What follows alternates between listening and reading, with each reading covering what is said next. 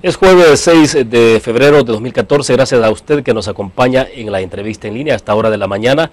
Un abrazo a nuestros compatriotas que como siempre están a través del www.laprensagráfica.com acompañándonos. De igual forma a quienes nos acompañan por Canal 37 en la señal abierta de televisión, Canal 99 en cable de Tigo.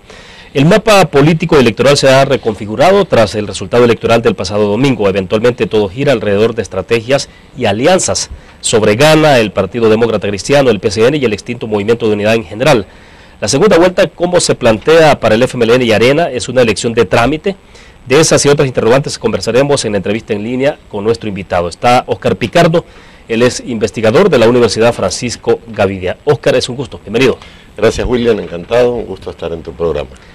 Bueno, perfecto, Óscar, para comenzar, quizás hacer un pequeño refresh, no nos vamos a entretener quizás tanto en esto, sino ya viendo a futuro, porque lo que viene adelante, pero bueno, el resultado del pasado domingo, por las investigaciones que ustedes habían hecho como Universidad Francisco Gavidia, por el resultado que tenían de una encuesta, de la última encuesta que legalmente se permitía publicar en ese momento, ¿era un resultado previsible o ustedes advertían un escenario distinto? Obviamente los resultados afortunadamente coincidieron, digamos, con prácticamente exactos con lo que sucedió.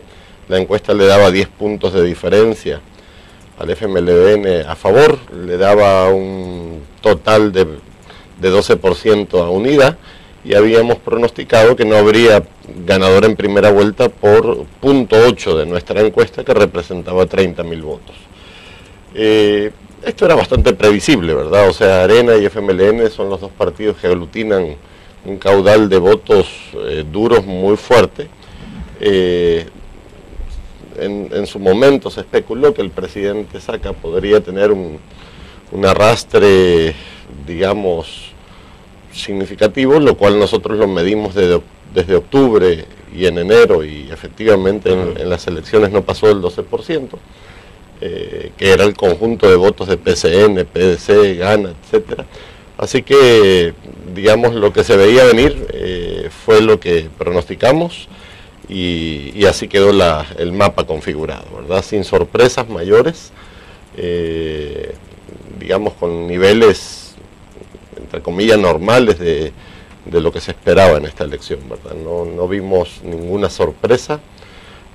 Y bueno, a la base había toda una plataforma de temas que son los que se pueden analizar, que fue el decurso mismo de la campaña, cómo fue la campaña, el perfil de los candidatos, el gran soporte del gobierno, digamos, sí. Todos esos elementos son los que estaban en juego, digamos, en este proceso de elecciones. Ahora, ¿cuáles fueron los temas centrales que decantaron esta votación del pasado domingo? Si los ponemos ya un poco retrospectiva, en el desarrollo mismo de la campaña, la estrategia de los partidos y el resultado. Bueno, nuestra percepción parte de 3 o 4 puntos concretos. Uno, un punto que está fuera de campaña, pero que ingresó a la campaña, es el tema de los paquetes escolares útiles, subsidios, vaso de leche, incluyendo Ciudad Mujer. Eso tenía un peso muy importante, sobre todo el tema de paquetes escolares, porque es un programa que proviene del plan anticrisis que logró un alto impacto. Yo creo que ni los mismos ejecutores se imaginaron el impacto. Esa medida de lograr entregar a cada familia zapatos útiles, uniformes, y eso lo consultamos, digamos, cualitativamente cuando hacíamos encuestas en algunas comunidades, eso pesaba muchísimo a mi modo de ver. Otra cosa que me llama la atención, William, es que en la medición de octubre, enero y en las propias elecciones hay una tendencia normal, o sea que todos estos líos de los 10 millones de Taiwán, del problema de la tregua con el gobierno, nos da la impresión que impactó muy poco. Lo que vimos en la transición de la encuesta de octubre a la encuesta de enero fue que el FMLN creció 6.4 y Arena creció 4 algo también por ahí. Eso significa que no tuvo mayor impacto, es decir, la campaña pasó como a un segundo plano, ya como que estaban las cartas bastante echadas. Ahora, un dato particular que me llama la atención es esto que tiene que ver el caso Flores. Ajá. Porque en las encuestas en el pasado, por muchos años en este país, claro, los temas que tienen que ver con la vida diaria, con la vida cotidiana, con el riesgo de perder la vida, es lo que está en primer lugar. Entonces estamos hablando de la situación de violencia, que es como la preocupación número uno, después viene la situación económica. En años anteriores, o mucho atrás, digamos, eso ha estado variando. A veces la situación económica está en primer plano, a veces en segundo. Correcto. Pero bueno, pero el tema es que la parte de corrupción no necesariamente se ubica como un tema de preocupación primordial de los salvadoreños. Y un poco se preguntaba uno, bueno, el tema Paco Flores como tema de corrupción, digamos, que se puso la viñeta, siendo a la luz de esta interpretación entonces, tampoco modificó tanto el cuadro. Es decir... sí, fíjate que fue, a mi modo de ver, o sea, eso es una interpretación muy particular. Como teníamos dos problemas muy similares de magnitud, el tema de la negociación de la tregua entre el gobierno y las pandillas, y el tema de Francisco Flores, me da la impresión, por llamarlo de alguna manera, que hubo un empate ahí. Entonces, eso me llamaba la atención. Cuando tú ves esas dos encuestas, más el resultado electoral, no hay un quiebre, digamos, significativo que afecte o beneficie a alguno de los dos grandes partidos en contienda, notorio estadísticamente.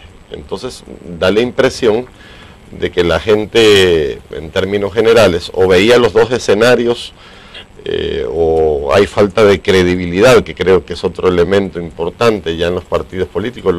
No convencieron a los indecisos lo suficiente. El tema de la abstención, que al final se cerró en 63%, pero que sigue siendo relativamente una cifra preocupante para la democracia, porque cada candidato aglutina 20 y pico, 30% de legitimidad. Pero creo yo que los dos fenómenos, tanto el de los 10 millones como el de la tregua, llegaron a un clímax que se neutralizaron mutuamente. O sea, tanto en la izquierda como en la derecha había un problema bastante serio.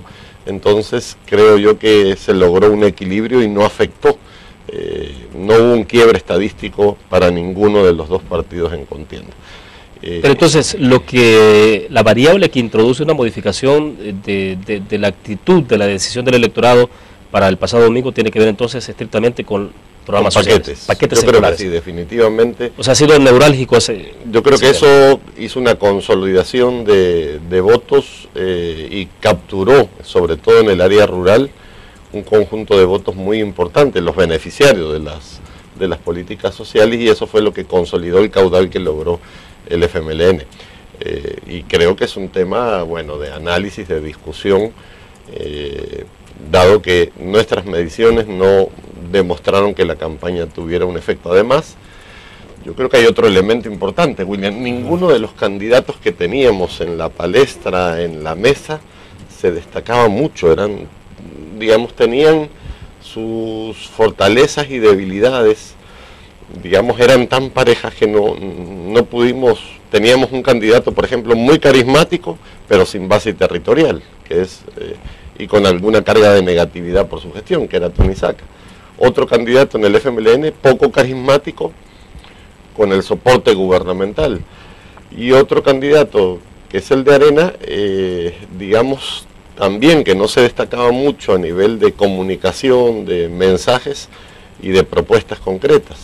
Además, el candidato de Arena puso, como decimos, toda la carne en el asador. Al final de la campaña hasta presentó su equipo técnico digamos, siempre en las campañas pasan estas cosas, el tema de debates, el tema de presentar gabinete, o sea, vas haciendo jugadas de ajedrez para ir montando tu estrategia, y creo que en su momento Arena hizo todo lo que pudo hacer, y al final, pues, yo creo que además de los 34.000 votos que se anularon, más las abstenciones, más la falta de destacarse, generó un ambiente bastante plano, bastante simple. Nadie entusiasmó, nadie destacó, por lo tanto la gente se fue por lo más pragmático y por lo más básico, que fue el tema de beneficios, de subsidios y programas.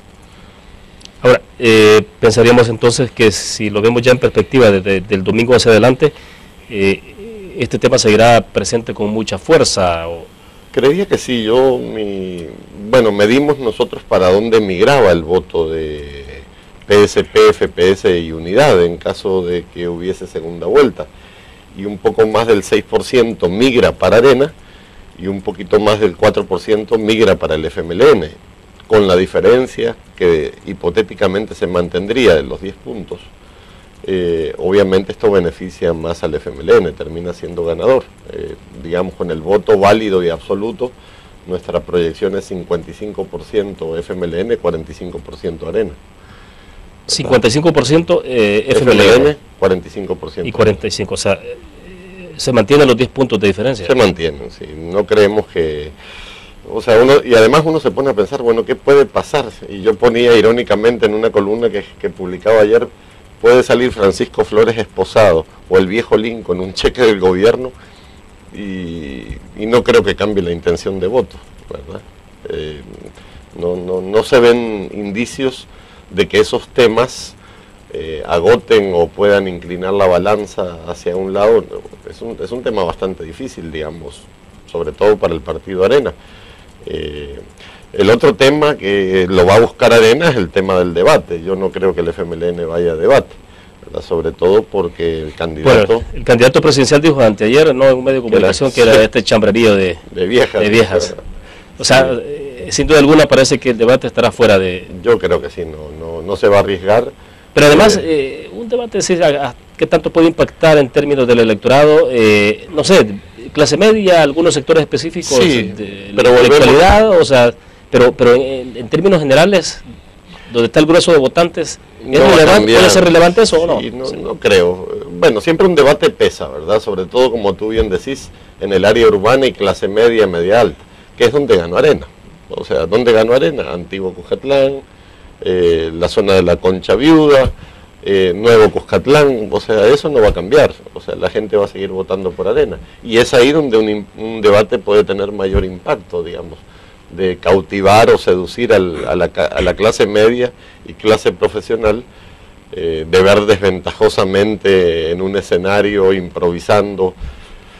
Pero yo creo que a pesar de ello, y sabiendo de que el candidato del FMLN tiene más debilidades para comunicarse, creería yo que no van a aceptar un debate, y Arena lo va a buscar a toda costa, ¿verdad? Creo que es su tarea buscarlo, pero no creo que se logre, definitivamente. Bueno, perfecto, vamos a ir a la primera pausa comercial, Oscar. Cuando regresemos, la portada de la edición impresa de la prensa gráfica de este día, estamos diciendo que participó el 64% de los electores. Hay ahí la información precisa del Tribunal Supremo Electoral, donde dice que la participación electoral rondó el 64% de votantes. Vamos a hablar un poco de este tema después de la pausa, y también, bueno, la pregunta puntual es, tenemos una elección a las puertas el 9 de marzo, es una elección de puro trámite, en el caso del FMLN, obviamente de beneficio para el FMLN. Vamos a la pausa.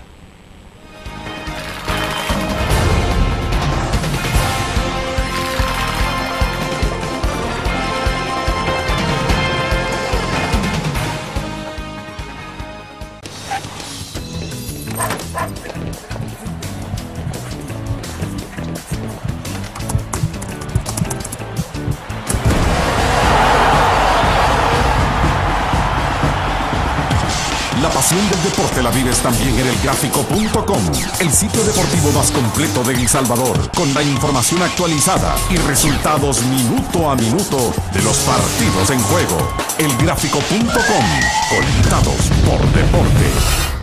La interacción con la tecnología llega con múltiples formatos. Nueva revista Tech Live, la información tecnológica más actual y los gadgets que modifican tu estilo de vida. Tech Live es una revista multiplataformas que te ofrece los últimos avances de la tecnología, las herramientas de mayor utilidad e interesantes artículos de la era digital. Escoge el medio que te mantendrá actualizado o visita nuestra web. Espera el futuro con Tech Live, una publicación de Grupo Nutriz.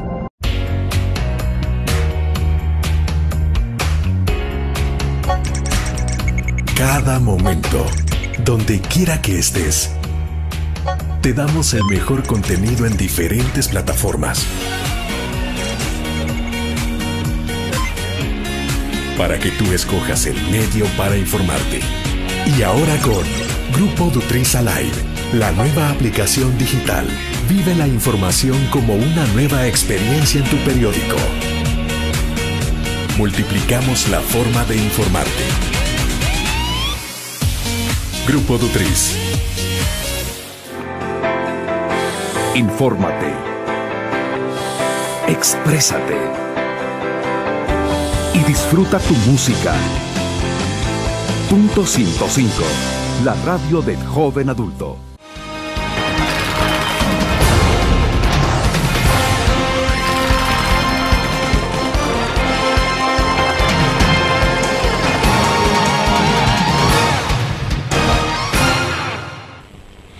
Está con nosotros en nuestros estudios desde la sala de redacción de la prensa gráfica Óscar Picardo, investigador de la Universidad Francisco Gavidia. Óscar, bueno, hablamos en el primer segmento un poco de cuál fue el resultado que ustedes tuvieron en la encuesta, cómo se proyectó eso en términos ya concretos, ya con el resultado estadístico, ¿no? Porque la encuesta, no, como decimos siempre, es la fotografía del momento, pero bueno, el tema es cómo se afila el lápiz, ¿no? Para poder tener un resultado aproximado, y salieron bastante cerca. Entonces, por no decir exactos, hablemos un poco entonces del tema de participación. ¿Qué pudo haber pasado? ¿Qué ha pasado? Porque el Tribunal Supremo Electoral también está ajustando ciertos números y hoy resulta de que en un momento se manejó la versión de que la abstención pudo ser de la participación 50. Del 53, 55, estaba variando el número de participación electoral, pero ahora se habla de 64% de votantes. Y lo que decimos acá en un destacado en la prensa gráfica es que los magistrados, dice el Tribunal Supremo Electoral, reconocen que el padrón electoral que integra 4.955.107 está sobreestimado. Correcto. Y dice que los datos preliminares indican que 2.741.074 ciudadanos asistieron a las urnas. De hecho, se plantea acá que el tribunal va a brindar en los próximos días un informe oficial sobre el nivel de participación. Pero bueno, aquí, ¿cuál es el dato real finalmente de participación? ¿Con cuál nos quedamos? ¿Cuál es el que se ajusta más a la realidad? Porque de repente me da la impresión de que hay ciertos manejos de conveniencia, claro, de quitar o poner ciertas variables. Según leí, bueno, una de las depuraciones que se hizo fue parte del padrón fragmentado de los salvadoreños en el exterior. ¿Te acordás que votaban en el Flor Blanca?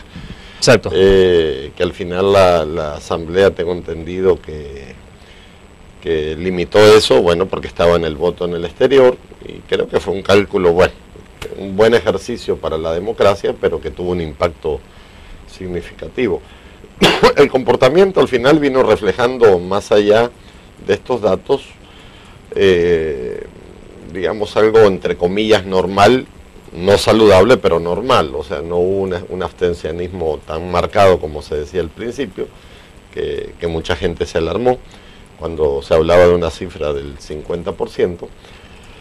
Pero de todas maneras creo yo que ahí hay una serie de elementos asociados que hay que considerar. Uno es el tema de la depuración del padrón. Aquí se va mucha gente a diario para Estados Unidos, ¿verdad? Y como no hay un registro oficial, Juan José García, el viceministro de Atención a los Hermanos en el Exterior, daba una estimación la otra vez que estuvo con nosotros en la entrevista, bueno, precisamente el domingo, y hablaba de una cifra que se aproximaba a los 300 salvadoreños diarios saliendo del Salvador. Imagínate eso. O sea, en algún momento recuerdo que hace 4 o 5 años atrás se decía que eran 700. Pero bueno, ahí hay un subregistro, ¿no? Bastante difícil de... Sí, pero ponle que fueran, siendo muy conservadores, 100, ¿verdad? O sea, exacto. Estás hablando que al año se va muchísima gente, ¿verdad? Y eso es recurrente de las elecciones de Funes para acá y antes de las elecciones de Funes. Entonces ahí hay un dato que creo yo que está jugando una mala pasada, que hay mucha gente que se va. Creo yo también que hay un tema cultural, o sea, hay mucha gente que es apática en los temas políticos, que creen que por más que vayan a votar nada va a pasar, que estarían legitimando todo un sistema, digamos, que es muy cuestionado, ¿verdad? Y realmente, cuando tú ves que el tribunal le va a dar 13 millones de dólares a los partidos políticos, hasta cólera te da, ¿verdad? Pero... Sí, pero ¿cuánto cuesta un voto? $5. 5 dólares. Y después todo aquel entorno político que hay rodeando la misma clase política, ¿verdad? Vos sos ciudadano, pagás tus impuestos, pero sin embargo ves al político que anda en un carro del Estado, generalmente en un carro lujoso, generalmente con motorista, con seguridad, con gasolina pagada. Entonces mucha gente dice, yo ya estoy harto de esto. No, y le cambia radicalmente la vida a las personas, claro, porque de repente ya no, y una vida que no necesariamente va acorde a sus ingresos formales. Sí, son servidores públicos que se sirven de todo este tinglado de los partidos políticos y todo lo que hemos visto y vivido.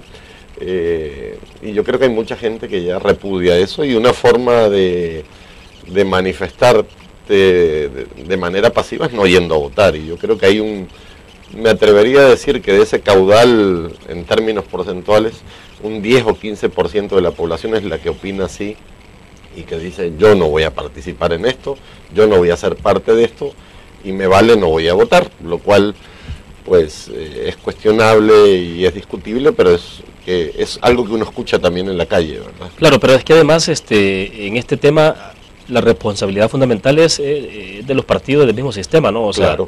O sea, no se le puede atribuir a la gente, algo está pasando, digo, para que la gente decida no ir a votar. No cree, o sea, tú estás pagando impuestos, William, y tú esperas una retribución, ¿verdad? Pero aquí el problema para la clase media, sobre todo, es que tenés que pagar impuestos y tenés que pagar seguridad privada, educación privada, salud privada y muchos servicios privados. Entonces la gente al final se vuelve un poco antisistema, o sea, porque todo esto de la democracia y del votar obviamente alimenta, es el sustento. Los políticos necesitan que la gente vaya a votar. Y luego tenemos otro sector que a mí me preocupó realmente, tener 34.000 votos nulos con mensajes, y no sé si viste por ahí algunos reportajes, claro que sí. Que también es una manifestación ya más de facto, que la gente va y te escribe lo que piensa, ¿verdad? Y te insulta y te lo dice un poco en tu cara. Es un dato significativo. Entonces, y bueno, y ahí se va armando el mapa de los votos que faltan, entre el descontento, entre los que anulan el voto, entre algunos problemas de coordinación y logística de cambios domiciliarios de gente que no se encuentra, y sobre todo la gente que se va y la que matan a diario, que son 15 o 12 o 13, ¿verdad? Que al final también estás hablando de 3.000, 4.000 salvadoreños menos cada año, más los que se van. Entonces yo creo que hay un tema de depuración de padrón, que quizás el dato real no sea un 62. Si lo depuras el padrón y consideras esta gente que se va y los homicidios, pues quizás el dato real de participación puede ser que ande arriba del 70%, ¿verdad? Pero eso dependerá de qué tan exactos somos para depurar y para descargar del sistema a toda la gente que no está en el país. Perfecto. Bueno, pasemos a la otra parte que tiene que ver ya con la actividad estrictamente política, lo que ocurrió, cómo se reconfiguró el mapa después entonces del domingo. El FMLN gana en 13 de los 14 departamentos del país, la zona oriental con una holgura sobrada, caso particular de San Miguel, algunas situaciones que son muy específicas, que algunos están haciendo alguna lectura política desde luego, y es el caso de Nuevo Cuscatlán, Santa Tecla, ¿no? Correcto, sí, son casos atípicos. De hecho, lo vamos a empezar a estudiar como instituto. ¿Sí? Sí, vamos a hacer una encuesta rápida en estas semanas para conocer qué pasó ahí un poco, porque es lo único que de todo este tema que nos llamó la atención, y amerita hacer un estudio focal, digamos, para conocer un poco qué pasó en este municipio. Pero vamos, entonces el mapa político está así, quedó de esa manera, y al final solo pasaron dos, como era previsible, Arena y el FMLN. Viene ahora toda esta parte de las alianzas, de acercamientos. ¿Cómo se está observando, Oscar? Tenemos apenas 4 días después de la elección, o sea. Sí.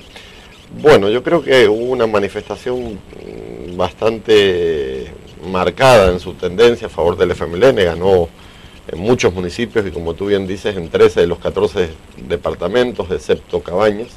Yo creo que ahí, bueno, insisto, ahí es donde vemos el impacto global del programa de útiles, uniformes y zapatos. La gente te lo dice de una forma muy sencilla, y te lo voy a decir tal cual yo lo oí.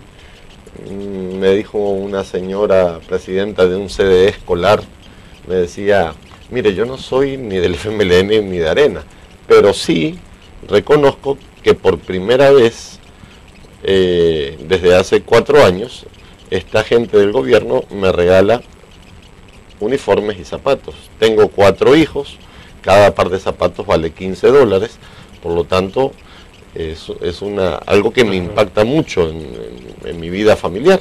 Por lo tanto, yo voy a volver a votar por ellos. Así fue la conclusión, y creo que esto fue algo masivo, ¿verdad?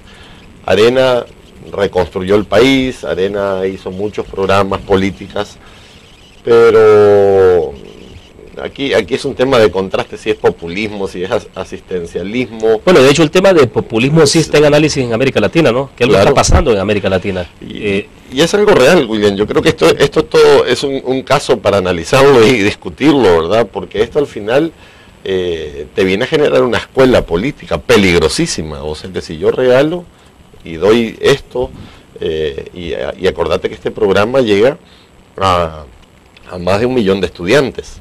O sea, tiene un impacto demográfico muy, pero muy alto. Y es a través de un segmento muy sensible, como es el segmento del sistema educativo nacional. O sea, que está todo como muy estructurado. O sea, todas las familias, sobre todo las familias más necesitadas y pobres, tienen niños en la escuela pública. Claro. Entonces, estás penetrando por un canal muy oficial, muy directo, a un segmento muy específico, ¿verdad? Y eso está teniendo impacto, más allá de la campaña. Entonces yo creo que esto está dando una preocupante también señal de alerta para el futuro. O sea, aquí si yo me quiero mantener el poder, sigo regalando.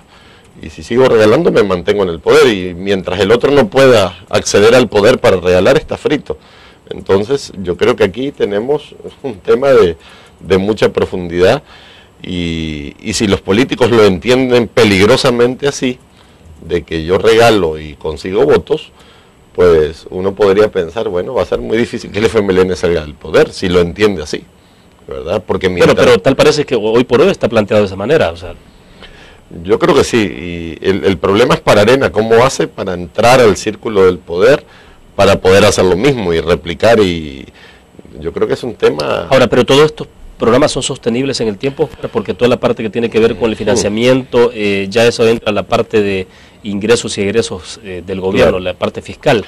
Digo, una cosa es que la gente pueda valorar como positivo todo esto, pero otra es si efectivamente en el mediano o corto plazo el gobierno tendrá posibilidades de seguir financiando todo esto, o es que entonces habrá que ajustar otras áreas, y algo habrá que sacrificar, claro, porque es imposible a veces sostener todo. Mira, este programa no es eficiente, o sea, estadísticamente no ha impactado en los indicadores de matrícula, de cobertura, como uno creyera que deberían haber impactado. Responde a ciertas necesidades de ciertos sectores, y yo también estoy intentando iniciar una línea de investigación en tercer ciclo de educación básica, donde según creo hay un 60% de los estudiantes que tienen telefonía celular. Entonces vos decís, si tienen para celular no van a tener para uniformes. Si el 15 de septiembre se gastan entre 20 y 50 dólares para los trajes de los desfiles, no van a tener para uniformes. O sea, hay un tema de eficiencia que no está muy claro ahí y que a nadie le conviene aclararlo, ¿verdad? Y por otro lado viene el tema de sostenibilidad. Este programa está costando cerca de 80 millones al año.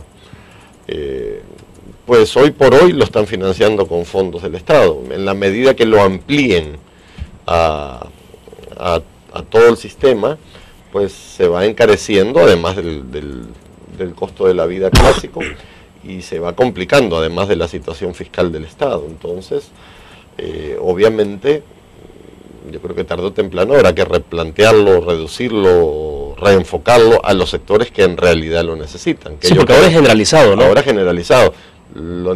Hay un supuesto que si estás en la escuela pública, y es un supuesto bastante lógico, todo niño que está en la escuela pública viene de una familia de escasos recursos.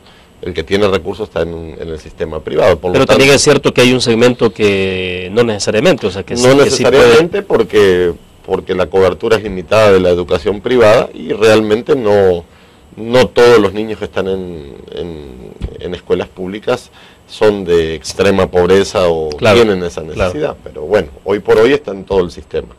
Bueno, me indican que tenemos que hacer una pequeña pausa, regresamos con más de la entrevista en línea.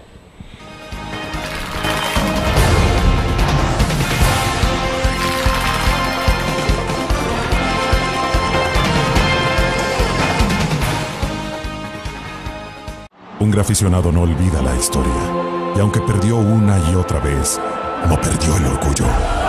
El graficionado se levantó entonando su grito de batalla, respirando gritos de gol y celebrando las épicas victorias. Un graficionado cree en la magia de la camiseta y mantiene viva la ola de fe, porque el graficionado sueña con volver a un mundial.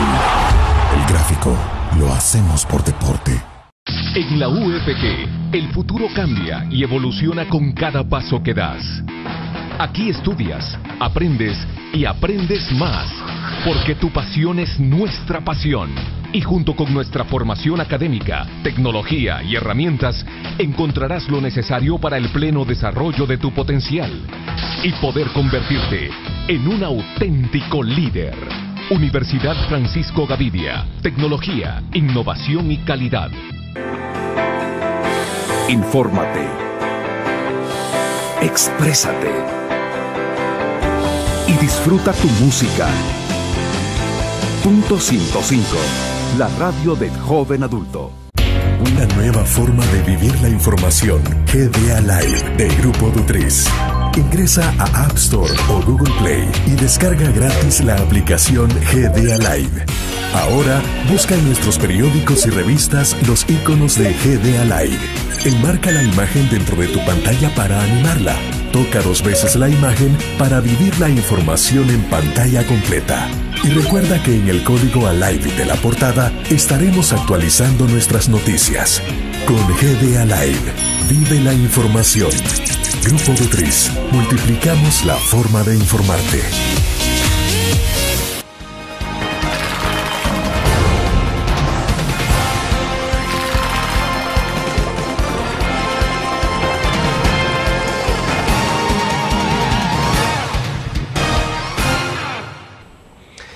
Oscar, a ver, cerremos un poco el análisis sobre el tema que tiene que ver con paquetes escolares, y se habla también de la parte del populismo, la tentación, decía usted en el segmento pasado, de que los políticos entiendan entonces que aquí la única manera es regalar y regalar y regalar, o sea, entonces, pero bueno, ¿cuánto puede alcanzar esa parte? O sea, y un país con necesidades grandes, necesidades de ingresos fiscales, porque hay que cubrir otras áreas, no solo eso, ¿no? O sea, entonces, y a eso nos coloca en perspectiva, pero quizás lo dejamos para más adelante porque qué puede pasar después del 1 de junio, pero el tema es entonces, para cerrar el análisis sobre ese tema en particular. Bueno, esto va a depender, digamos, tenemos una situación fiscal complicada como país, tenemos también, o el gobierno tiene un soporte importante a través del proyecto ALBA, que habrá que ver cómo se administra, qué tan sostenible es, dependerá mucho también de la relación con Venezuela que se pueda configurar. Entonces todos esos elementos van a empezar a jugar un rol importante en el análisis y en la sostenibilidad, que era tu pregunta en el segmento anterior, si esto es sostenible. Pues yo creo que esa configuración de cómo se maneje a futuro, con qué visión de futuro, la posibilidad de reformas fiscales y qué tipo de reformas fiscales. Otro tema que va a empezar también a jugar un rol importante es lo que se ha quejado de la empresa privada, el clima de inseguridad para atraer a la inversión extranjera. Hoy por hoy no se ve que estemos preparados para competir y para, digamos, mejorar los caudales de ingresos a través de tributo de nuevas empresas o de más exportaciones, etcétera. Entonces yo creo que aquí el elemento ALBA, como sabemos, depende mucho de Venezuela. Hay que ver el decurso político de Venezuela, qué sucede y cómo sucede. O sea, es imposible abstraerse de la realidad de lo que está pasando en Venezuela. Exacto. Digo, más allá de si estos temas los convierten en temas electorales de campaña, o sea, viendo fríamente los temas, Oscar, es imposible abstraerse de Yo creo que hay un vínculo y es posible que no se perpetúe, sino que se consolide ahorita con Petrocaribe, que es algo que quedó pendiente en este gobierno de Mauricio Funes. Es posible que con el gobierno, en caso de ganar el FMLN, se consolide la relación y eso fortalezca más, digamos, estos programas de apoyo de los programas ALBA, dado que ALBA, bueno, no solo es combustibles, es alimentos, hay una serie hay un círculo muy poderoso, y creo yo que está robusteciendo una nueva clase empresarial de izquierda con la cual no contó la derecha que iba a existir. Entonces, Pero, insisto, eso va a depender también de lo que suceda en Venezuela y habrá que ver. Entonces, todos estos elementos son los que están a la base para la sostenibilidad y el futuro. Hay muchos compromisos, más allá de uniformes y zapatos y útiles. Está el compromiso de dar computadoras, está el compromiso de conectividad, solo en educación, digital, universidad en línea, universidad tecnológica. Solo ahí tenés un paquete que si no elevas el porcentaje del PIB al 5% no lo vas a cubrir. Y elevarlo al 5% es andar arriba de los $1.000 millones casi de presupuesto. Entonces, y bueno, tenés otras demandas y crucemos los dedos que no nos toque como siempre alguna catástrofe natural, terremotos, que tenés que estar prevenido financieramente para la vulnerabilidad, ¿verdad? Así que yo creo que estos son los elementos que están en el escenario.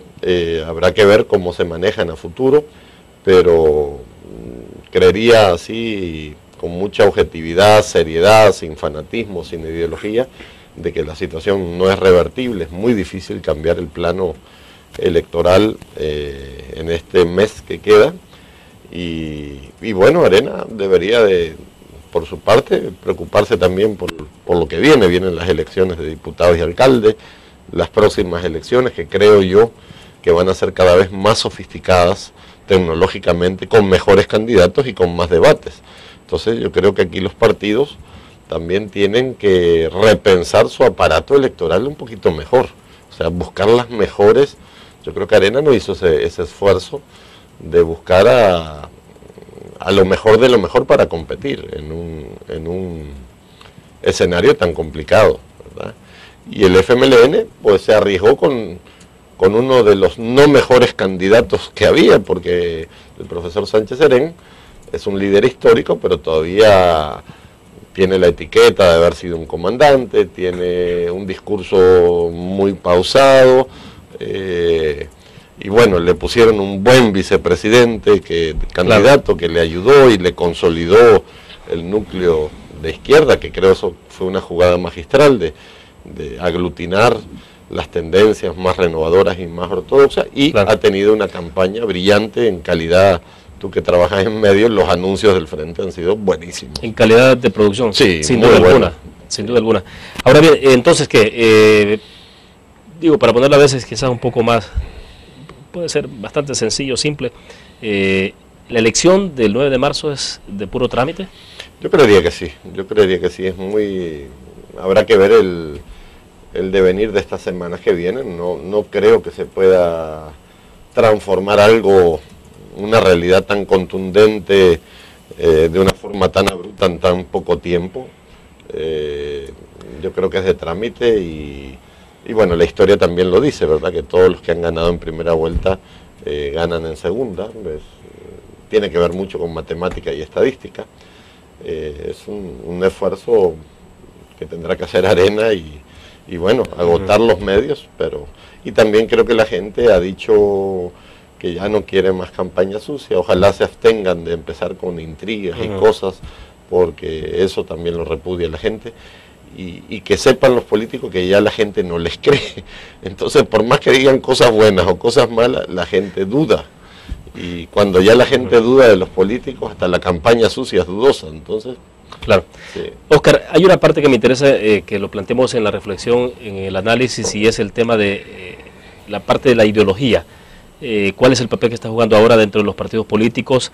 Uno de repente, cuando ve el escenario en la parte de la derecha, pensaría que se acabaron las ideologías o la derecha se quedó sin ideología, pero vemos a un FMLN muy bien plantado. Personalmente me parece que el FMLN ideológicamente está muy fuerte, pero en términos ideológicos, ¿qué está pasando con la derecha? Digo, porque uno ve ahora partidos de derecha con la posibilidad de una alianza con el mismo FMLN, con la izquierda, es decir, las fronteras ideológicas, el pragmatismo, ¿qué es lo que está pasando? Casi no existen. Bueno, por un lado uno podría creer que la izquierda es más Estado y la derecha es más mercado, ¿verdad? Eso es lo que siempre escuchamos y leímos en los libros, ¿verdad? Un Estado fuerte en la izquierda que controla, que garantiza acceso, etcétera, y una izquierda más un poco salvaje con su capitalismo y liberalización de servicios. Pero en la práctica no es así. En la práctica lo que estamos viendo es que el FMLN se está haciendo empresario a través de ALBA, está empezando a jugar en el mercado, así como China comunista también es una poderosa jugadora del mercado. En el centro tenés los partidos estos de PDC, PCN y Gana, que han demostrado históricamente que están al lado del poder, no al lado de las ideas. Eso es una realidad. O sea, cuando Arena estaba en el poder, PCN y PDC votaban, y los que eran de Gana, que eran de Arena, votaban con la derecha, y ahora que está la izquierda en el poder, votan con la izquierda, lo cual eso es muy triste y lamentable para la gente que cree en estos partidos, porque está evidenciado que no hay un tema ideológico, no hay un tema de principios ni de valores, sino un tema de intereses netamente políticos, ¿verdad? Entonces yo creo que el plano ideológico está en una alta volatilidad, igual inclusive uno ve analistas que eran de izquierda y están en derecha, y otros que están que se mueven. Entonces yo creo que hay un problema muy grave, digamos, a nivel de conciencia política, a nivel de país, a nivel de certidumbre, a nivel de principios y de ética. Yo creo que la gente se está moviendo más por el dinero y por el poder que por los principios y valores. Y las cosas no están claras en el mapa ideológico. No es tan cierto de que la izquierda es más Estado y menos mercado, está demostrado con ALBA, y posiblemente no sea tan cierto de que la derecha sea más mercado y menos Estado, porque se han preocupado mucho también por ocupar los cargos del Estado y beneficiarse del Estado. Entonces yo creo que ese tema ideológico para mí es un tema central en el debate, y de los más importantes a nivel cultural y a nivel de identidad de país. O sea, no tenemos ideologías, digamos, al servicio de la ética, ¿verdad? Tenemos ideologías al servicio del dinero y del poder, así creo yo que de radical, o sea, hay que decirlo. Y así de dramático. Y así de dramático. Yo creo que eso es un tema dramático porque eso, William, es el rumbo moral y ético de un país, ¿verdad? Y si eso no lo tenés claro, si no confías en eso, pues las ideologías terminan siendo modas o herramientas metodológicas para acceder al poder nada más y conseguir lo que tú querés para tu beneficio personal y tus amigos. Y eso es lo que está sucediendo hoy por hoy. Ahora, pero en medio de lo que podría ser esa crisis, entonces, hoy por hoy quien está más debilitada es la derecha en general. Creo que sí. Yo no sé, o sea, o digo porque, o será porque, bueno, está en el poder el FMLN, tiene esa fortaleza, pero ya estuvo en la oposición, o sea, y se ve más consolidado, monolíticamente en todos los términos, parece más sólido. La crisis económica global impactó mucho en El Salvador, y cuando te impacta una crisis económica te lleva también en la delincuencia, o sea, eso es una cadena perfecta que se da. Por lo tanto, hay que tener muy claro eso. No es que la delincuencia exista como un fenómeno aislado y per se con identidad propia. La delincuencia es un subproducto de condiciones de pobreza, de condiciones económicas, de una serie de elementos culturales y de supervivencia, digamos. Entonces, yo creo que eso hay que tenerlo claro. Y la derecha, pues, en el marco de la crisis económica, con la liberalización, con la crisis de los productos subprime en Estados Unidos, impactó mucho. Entonces le tocó pagar los platos rotos de una crisis global. O sea, yo creo que la gente votó por el FMLN en las elecciones de 2009 por desgaste natural y por la situación económica. Bueno, pero en aquel momento, cuando el FMLN asumió, todo el mundo advertía de que el FMLN quizás solo un periodo, que ahí se acababa porque tenía que soportar la crisis justamente que iniciaba en 2008 y 2009 estaba en ciernes, o sea, ya prácticamente estaba... Y ahí apareció ALBA, que era lo que nadie se esperaba, creo yo. O sea, todo el mundo hizo el mal cálculo, bueno, que gobiernan 5 años y van a tronar porque no son empresarios, no saben, no van a tener recursos. Lo que no calcularon quizás fue el fenómeno ALBA, que bueno, los vino a fortalecer, a darle un soporte, digamos, envidiable para un partido político, de tener un grupo. O sea, Arena tenía su soporte en los amigos empresarios del partido, ¿verdad? Que eran gente, y que son gente con mucho poder económico, y que cuando tú estás en una campaña necesito $2 millones para no sé cuántos spots y cuñas y no sé qué, y hay alguien que lo firma y te da ese cheque de 2 millones. Entonces, en Arena era muy obvio, en el FMLN, pues, ¿y quién le va a dar $2 millones o 3 o 5 al profesor Sánchez Serén? Pues, aunque no lo creamos, apareció Alba y bueno, y otros, no estoy reduciendo todo a eso, pero yo creo que era una de las malas apuestas que se hicieron, creer que no iban a tener recursos. Bueno, vienen 5 años, ahora se está hablando también de mucho dramatismo por la situación económica, ingresos, egresos, la situación fiscal, de repente, y logran sortear esas dificultades también, o sea... A ver, yo creo que vamos a ver cómo, a mí, como te decía, fuera de cámaras, el economista Carlos Acevedo me decía que la economía nuestra era una bomba de tiempo y que en cualquier momento podía estallar, y el tema de pensiones, que ahora se está definiendo y defendiendo de que no va a haber modificaciones, no sabemos si se va a subir el IVA, si va a haber una modificación en renta, impuestos prediales, todo indica que algo tiene que hacer. Bueno, platiquémoslo un poco más en detalle, todavía nos quedan unos 8 minutos para seguir conversando, vamos a una pequeña pausa, regresamos.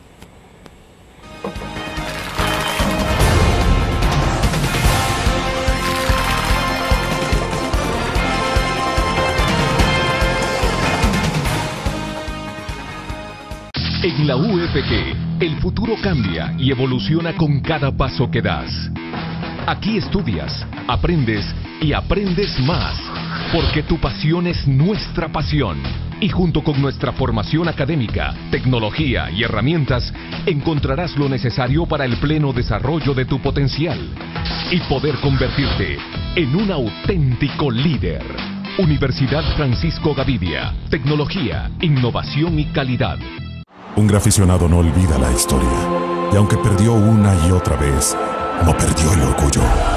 El graficionado se levantó entonando su grito de batalla, respirando gritos de gol y celebrando las épicas victorias. Un graficionado cree en la magia de la camiseta y mantiene viva la ola de fe, porque el graficionado sueña con volver a un mundial. El gráfico lo hacemos por deporte. Infórmate. Exprésate. Y disfruta tu música. Punto 105. La radio del joven adulto. Cada momento, donde quiera que estés, te damos el mejor contenido en diferentes plataformas, para que tú escojas el medio para informarte. Y ahora con Grupo Dutrisa Live, la nueva aplicación digital. Vive la información como una nueva experiencia. Multiplicamos la forma de informarte. Grupo Dutris.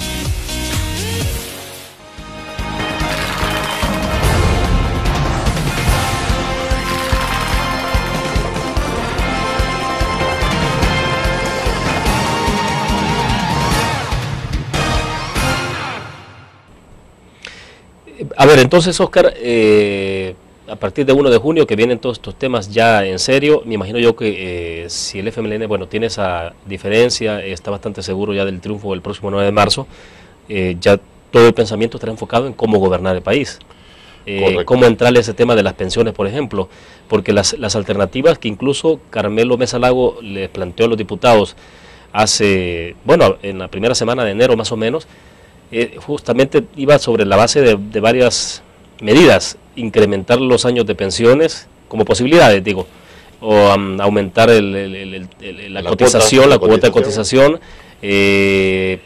abrir un poco, quizás crear una AFP pública, abrir un poco el tema de dónde, cómo se abre la parte de dónde colocar el dinero de las AFP, por ejemplo, que eventualmente hay un decreto en donde el Ejecutivo ha echado mano con intereses del 1.25, si no mal recuerdo. Es decir, entonces, pero ese tema está ahí, o sea, ¿cómo hacer con cerca de 5.000 millones de dólares que se vienen por delante? Claro, yo creo que ese es esa es la punta del iceberg, ¿verdad? O sea, la situación fiscal, digamos, en la medida que el aparato estatal siga ampliándose y siga siendo un gran empleador, se va a ir complicando. Eso lleva una lógica digamos, muy clara. Yo creo que el reto es tener todas las herramientas de gobernabilidad y de gestión, los pactos necesarios para garantizar una reforma fiscal coherente, prudente, que no vaya a ahorcar o a alejar al empresariado de este país, porque eso es otra realidad, porque al final aquí las grandes empresas son ya regionales y globales, o sea, si no les parecen las reglas del juego, cierran operaciones y se van para Nicaragua o para Honduras, eso es una realidad que... O sea, pero puede haber esa tentación de considerar en la lógica, bueno, el que tiene más que pague más, y entonces...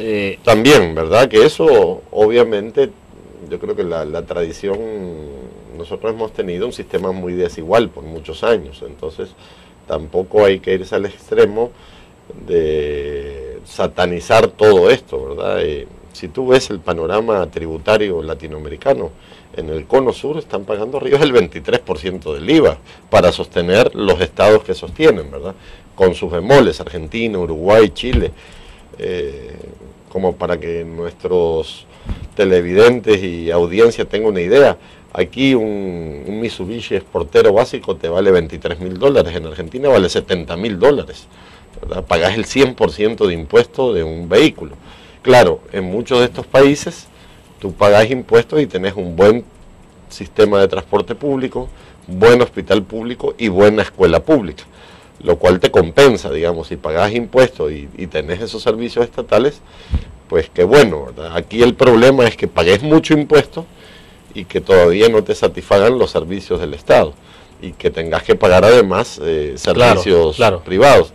Entonces yo creo que transformar, hacer eficiente al Estado es un reto, ¿verdad? Y ojalá que esta muestra del CITRAMS, que para mí va a ser muy complicado porque el tema de transporte tiene una dinámica y una lógica inmensamente compleja, pues si uno empieza a ver esos cambios y decís, bueno, si todo el país se va a transformar en un sistema de transporte, yo no voy a tener necesidad de tener carro o de moverme en carro. Debería ser la lógica, ¿no? Exacto. O sea, no me importa moverme en el transporte público, por lo tanto ahorro en vehículo y uso el transporte Pero eso público. pasa por la agilidad del transporte, un eficiente servicio de transporte, pero también la seguridad pública, que es clave para nosotros. Ese es el otro Otros tema. países han resuelto el tema de transporte, la movilidad, pero no, tampoco tienen otro problema de inseguridad. Correcto. Entonces aquí la situación es bien compleja. Yo creo que vienen años complicados en materia fiscal, en materia de las finanzas del Estado. El Estado ha crecido mucho y bueno, también el FMLN y todo su aparataje de ALBA, de soporte o acompañamiento, tendrá que pensar y prepararse para el futuro, que tal como conversamos, y las cosas se empiezan a estrangular en Venezuela y ALBA tiene que operar por sí sola, ¿verdad? Cómo garantizan la sostenibilidad del futuro de los proyectos ALBA, para que tengan autonomía y puedan funcionar. Somos un país bastante pequeño y otro de los temas que no aparece en el mapa de opciones es el tema regional. Al contrario, tenemos todo este lío de aduanas que nos han aislado un poco. Entonces yo creo que estamos muy cortoplacistas y viviendo a diario la política, y yo creo que no estamos aprendiendo la lección de la mayoría de países emergentes, de tener una visión de largo plazo, acuerdos de nación, consensos. Aquí está fragmentado el país en dos y eso no es bueno, ¿verdad? Y yo creo que no se ven indicios de que esto se pueda recomponer. Hay mucha ideologización, mucho fanatismo, muchos miedos, poco acercamiento y eso es dañino para el país, ¿verdad? En términos generales. Ahora, lo que se puede plantear es de repente un deterioro en muchas condiciones. O sea, es difícil, porque si bien se ha mejorado y se ha avanzado en programas sociales, las condiciones de pobreza no, o sea, y creo que se ha dicho en esta campaña, el hecho que les des uniforme o zapatos o que des una pensión básica, eso no saca a la gente de la pobreza. Y tú lo que necesitas es revertir esos marcos empobrecedores. Y en estos 5 años, los cambios que se han dado no han impactado ni en la seguridad ni en la economía. Yo creo que han quedado en un plano más simbólico que real. Habrá que ver, muchos de estos cambios necesitan procesos largos. Es difícil, Oscar, esperar en todo el tema de educación, de subsidios, es difícil esperar que eso tenga un impacto en términos de calidad, es decir, que a la vuelta de 5 o 10 años en este país tengamos profesionales mucho más capaces en términos cualitativos, es decir, que ante las demandas de un mercado mucho más exigente en calidad, tengamos entonces a la vuelta de la esquina también profesionales. No se está midiendo, William. No hay en las políticas públicas y en los programas de gobierno de Arena y del FMLN no se ha medido ni la tasa de retorno ni el costo-beneficio. Aquí se han hecho políticas y programas a olfato. Y lo que no se mide no se controla, y lo que no se controla no te garantiza nada. Por ejemplo, este tema de uniformes y zapatos se está haciendo sin ningún control técnico de tasa de retorno y costo-beneficio. No sabes, o por lo menos los indicios que hay te indican que no está impactando ni siquiera en la cobertura, mucho menos en la calidad. Entonces, si vos no tenés claridad de eso, pues te podés gastar el triple y nunca va a impactar en nada.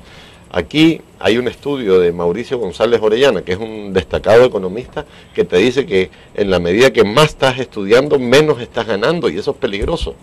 O sea, eso es O sea, no hay tasa interna de retorno de la educación. Se supone que si vos estudiás una maestría, claro, te destacás frente al que estudió bachillerato. Y si estudiás un doctorado, tenés más competitividad.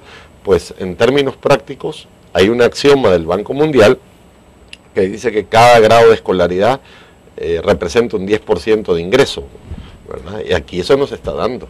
Aquí la gente está terminando de estudiar bachillerato y gana igual o menos. Voy a preguntar algo, y esperaría quizás equivocarme incluso en la misma pregunta, sobre todo la respuesta, pero ¿no es que acaso en el país hemos convertido un país sobre todo de comerciantes? Y no quiero ser peyorativo tampoco en la parte de comerciantes, porque eso es importante, dinamiza la economía y todo el análisis ese, pero ¿es eso lo que el país quiere? Yo creo que no sabemos qué es lo que queremos. Nadie ha orientado el norte político o la visión de futuro de país. Entonces, por ejemplo, los chilenos en su momento dijeron, bueno, nos vamos a dedicar al vino, al cobre y a las truchas, ¿verdad? Y orientaron su aparato productivo, académico, para fortalecer esos tres sectores. Hoy son grandes exportadores, de trucha no, de salmón. Hoy son grandes exportadores de vino, de cobre y de salmón. Y tienen todas las herramientas investigativas de mejoramiento de mercado, de competitividad para sus productos. Aquí no sabemos si somos centros logísticos, si somos destino turístico. Bueno, dice Luis Salgado que aquí tenemos una importante industria de producción de niños para exportar. Bueno, gracias, Oscar. Encantado. Mucho gusto. Bueno, terminamos de esta manera la entrevista en línea. Gracias a ustedes que nos acompañaron. Terminamos acá entonces la entrevista. Nos vemos mañana a 6:45 de la mañana con el resumen del noticiero de la prensa gráfica, 7 en punto la entrevista en línea. Gracias por su fiel sintonía.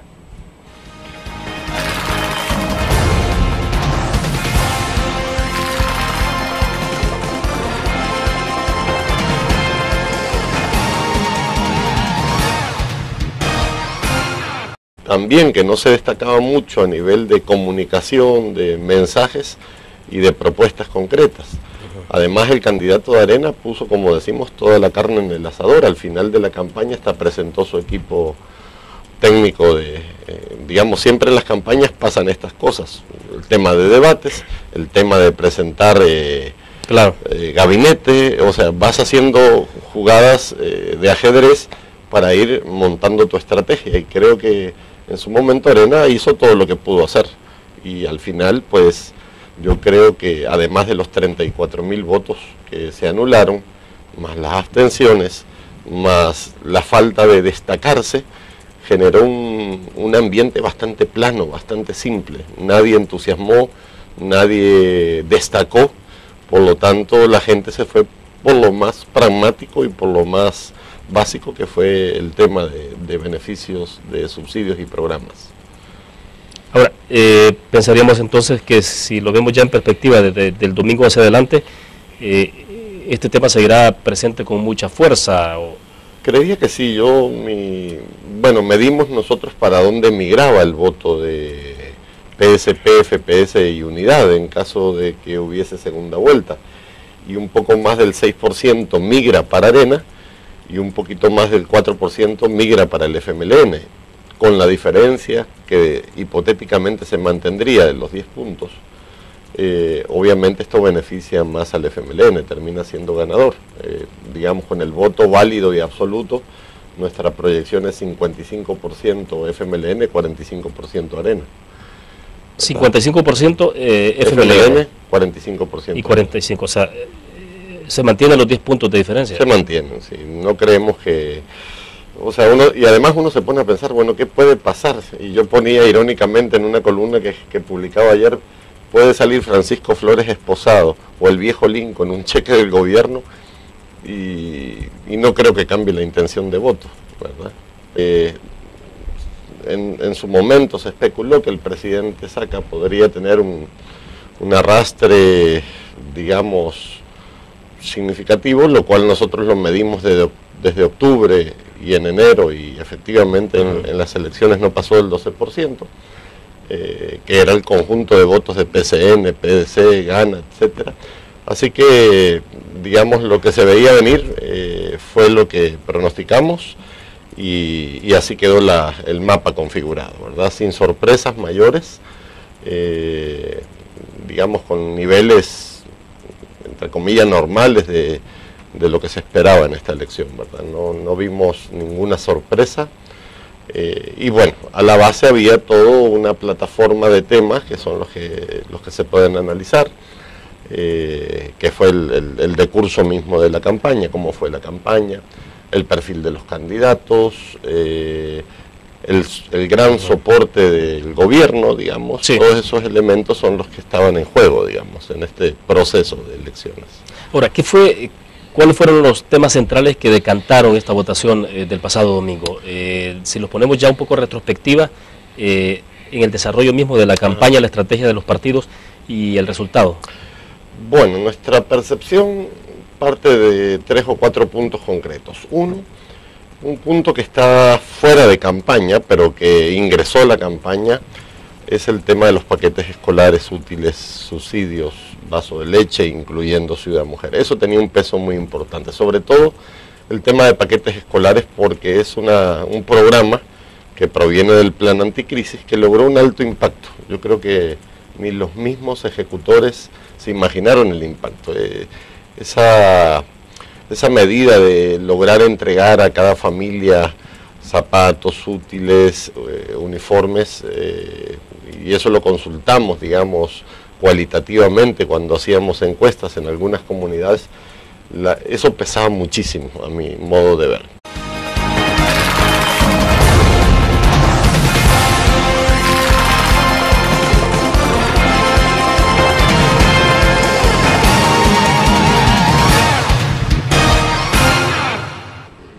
Es jueves 6 de febrero de 2014, gracias a usted que nos acompaña en la entrevista en línea a esta hora de la mañana. Un abrazo a nuestros compatriotas que como siempre están a través del www.laprensagráfica.com acompañándonos. De igual forma a quienes nos acompañan por Canal 37 en la señal abierta de televisión, Canal 99 en cable de Tigo. El mapa político electoral se ha reconfigurado tras el resultado electoral del pasado domingo. Eventualmente todo gira alrededor de estrategias y alianzas sobre Gana, el Partido Demócrata Cristiano, el PCN y el extinto Movimiento de Unidad en general. La segunda vuelta, como se plantea para el FMLN y Arena, es una elección de trámite.